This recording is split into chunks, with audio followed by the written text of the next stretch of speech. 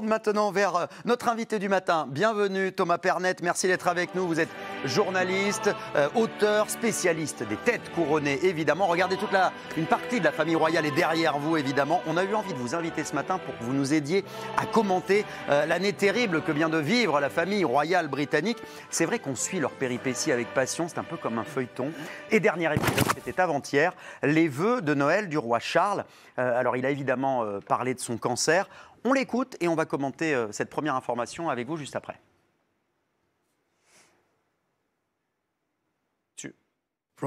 D'un point de vue personnel, j'adresse des remerciements particuliers et sincères aux médecins et personnels soignants dévoués qui, cette année, nous ont soutenus, moi et d'autres membres de ma famille, dans les incertitudes et les angoisses liées à la maladie, et nous ont apporté la force, les soins et le réconfort dont nous avions besoin.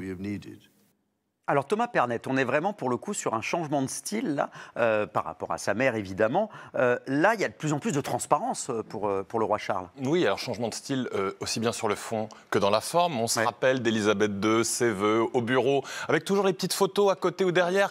Qui sera sur la photo, qui ne sera pas sur la photo. C'est vrai qu'on a vu que Harry n'était plus sur la photo à un moment donné. Pas mal de polémiques. Bien sûr, là on est dans une chapelle. Alors vous me direz une chapelle pour les vœux de Noël, c'est pas révolutionnaire. Néanmoins, c'est une chapelle qui était attachée à un hôpital.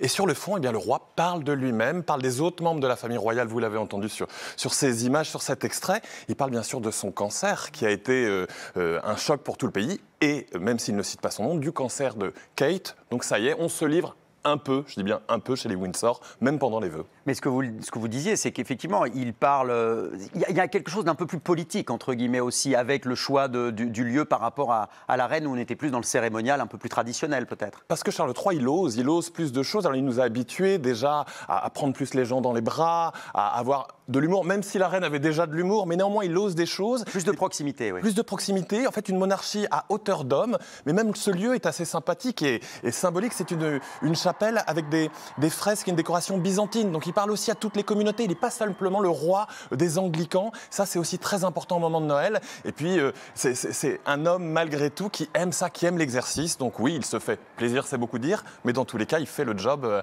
avec beaucoup de sérieux et un peu d'humour, et puis beaucoup d'émotion. Ouais. On l'a vu dans un autre extrait, il a presque la voix qui tremble. Ah bah l'année a été difficile pour les Windsor, ça c'est sûr. La maladie du roi, mais aussi, il évoquait la maladie de la princesse Kate. Après un long moment loin des caméras, elle a refait une apparition publique, la première apparition publique, je crois que c'était au mois de juin, à l'occasion de la parade Trooping the Colours. Elle sortait d'une calèche avec ses enfants, puis il y a eu ces moments où elle a parlé régulièrement pendant sa maladie. C'était un moment important pour les Britanniques de revoir, voilà, quand elle descend de la calèche, de revoir leur princesse. C'était, regardez ces images, hein, les images que le monde attendait. Rappelez-vous, d'abord il y a eu Noël où elle était la dernière apparition publique. Noël de l'année dernière. Noël de l'année dernière. Et puis ensuite il y a eu l'annonce d'une opération abdominale. Et ensuite ça a été un espèce de flou, une hystérie collective qui est devenue la princesse de Galles. Puis l'annonce de son cancer. On a vu une autre image sur le banc. C'est quand elle annonçait qu'elle avait un cancer. Là aussi, choc. Oui, parce qu'il y a eu des rumeurs, donc au bout d'un moment, elle a été obligée d'en parler. Bien sûr, et ça dit quand même quelque chose de ce personnage, de ce poids médiatique. Et là, les images que vous avez montrées où elle descend de carrosse, c'est enfin le retour de Kate. C'est très symbolique parce que c'est pendant l'anniversaire du roi, le 15 juin dernier, pendant Trooping the Colours.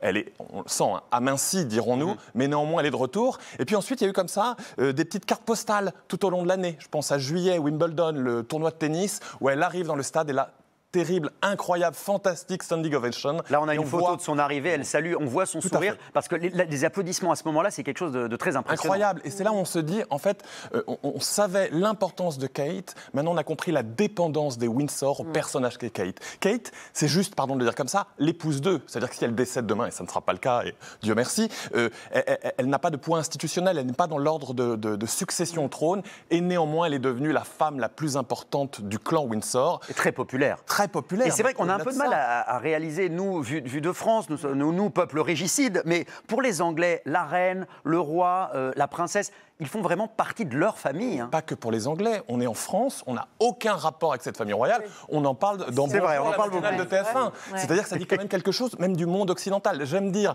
c'est un peu une provocation, que le roi Charles III, cette famille, c'est la famille royale du monde occidental. C'est-à-dire qu'il y a un côté, bien sûr, Netflix, The Crown et tout ça, mais malgré tout, ils continuent à nous faire rêver. Ils sont aussi importants que le Père Noël au moment des des fêtes. Et bien, comme dans tous les feuilletons, vous parlez de The Crown, Netflix, etc. Il y a aussi le vilain petit canard, le prince Andrew. Il devait être présent au dîner de Noël il y a 2 jours dans la demeure de Sandringham. Il a finalement décliné l'invitation. Il est encore empêtré dans des scandales. Oui, le prince Andrew, c'est finalement le caillou qui sera éternellement dans la chaussure de son frère, le roi Charles III. Là, cette affaire dont vous parlez, ce sont des liens supposés avec un homme d'affaires chinois qui serait un espion à la solde de Pékin. Oui, en fait, le prince Andrew, c'est son éternel, finalement, départ, retour. Il essaie par la fenêtre quand la porte est fermée. Là, ce qui est assez intéressant, c'est qu'au moins, il s'est rendu compte qu'il ne devait pas aller à Noël. C'est-à-dire, c'est lui et son ex-épouse Sarah qui ont dit non, on ne va pas y aller. Il y a un petit éclair de lucidité. Oui, on s'est dit pour une fois, là, franchement, on voit vraiment le signal d'alerte. Ça fera tâche. Il y a un autre frère, évidemment, qui pose problème, la guerre fratricide entre William et Harry. Harry, qui, on le rappelle, il a rendu ses titres de noblesse, il ne fait plus partie de la famille royale, et pourtant, il multiplie les engagements. On le voit en déplacement, on l'a vu en Colombie, par exemple, cet été, voyage, entre guillemets, voyage officiel avec Meghan. On a du mal à comprendre, il faut encore de la représentation, alors qu'ils n'ont plus de rôle. C'est tout le problème. En fait, ils ont essayé de se créer une troisième voie, mais on ne peut pas, dans une famille royale, être à la fois dedans et dehors, in et out. Et aujourd'hui, même s'ils essaient encore par des tournées presque royales, en Colombie, vous l'avez dit, au Nigeria, qu'est-ce qu'ils font? Ils ne sont plus comme William et Kate qui représentent, qui servent, ils ont quelque chose à vendre. Et quand ils la vendent, plus grand-chose. Le dernier documentaire sur Netflix, Prince Harry sur le polo, pardon d'insulter les joueurs de polo qui regardent Bonjour le matin, mais ça n'a pas marché, je suis désolé, tout le monde s'en fout. Oui, puis ils ont besoin d'argent, donc il faut bien qu'ils vendent leur image, parce que c'est ça. Et ils n'ont plus que ça. Ils sont devenus des people. Et alors justement, on les voit tout le temps dans la presse people, on parle de séparation. Alors moi, je veux que vous me parliez de ces rumeurs, vraies ou pas? Est-ce qu'ils se seraient séparés, Meghan et Harry? Je crois que c'est un peu facile, on n'a aucune info, pardon de le dire. C'est vrai qu'il y a beaucoup aujourd'hui de déplacements qui se font d'un côté. Oui, on les voit séparément. Non, je ne le crois pas, mais c'est ça qui est terrible, c'est qu'aujourd'hui, la seule chose qui passionne les gens, puisqu'on sait que dans tous les cas, ils n'ont plus grand-chose à nous raconter sur la famille royale, c'est sur leur couple. Ils ne veulent pas montrer leurs enfants, ce qu'on comprend, mais maintenant, tout le monde se dit, est-ce que le mariage va tenir? Et quand vous n'avez plus que ça à vendre, malheureusement, on sent quand même que vous êtes en fin de course. Mais oui, mais ce sont des star people maintenant, c'est ça qu'on aime. Oui, mais moi, les star people, ça ne m'intéresse pas. Oui, vous, c'est les princesses. Vous, c'est les princes et les princesses et les têtes couronnées. Merci d'avoir été avec nous. On rappelle au passage votre dernier livre, c'est une idée de cadeau, pourquoi pas pour les étrennes. Robe de princesse, justement, le style Windsor. Un très très beau livre avec des très belles illustrations. On dit EPA, EPA, la maison d'édition. N'hésitez pas à jeter un coup d'œil et puis on vous suit évidemment dans le magazine Point de Vue. Merci beaucoup d'avoir été en notre compagnie ce matin.